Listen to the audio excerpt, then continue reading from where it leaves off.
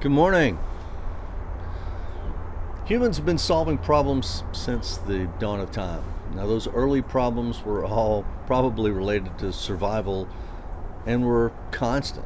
Like, how do we get food today? How do we avoid becoming food for something else?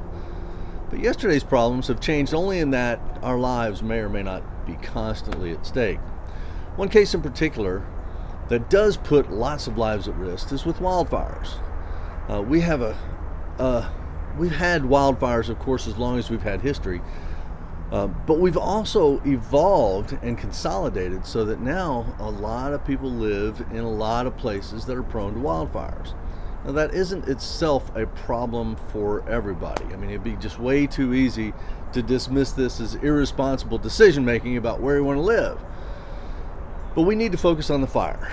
Okay, fires are getting more destructive and more dangerous. 8 of the 20 most destructive fires in California history have occurred since 2017, with the Camp Fire in November 2018 taking the top spot in terms of structures burned, 18,804, and people killed, 85. So are wildfires systemic problems with a small set of root causes that we should be able to identify and eliminate? Or are wildfires special cause problems with a different cause for each? And the answer depends on how we define the problem.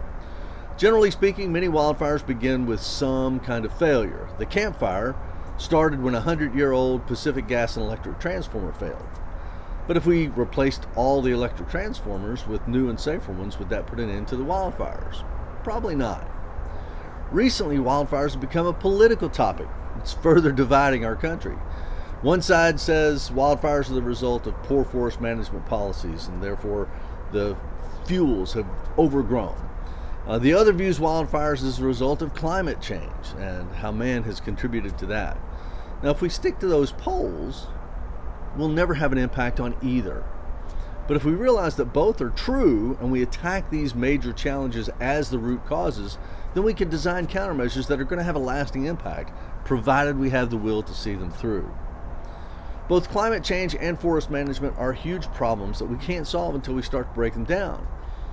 But people have been breaking them down for decades so that we generally know what causes each and we generally know what to do about each.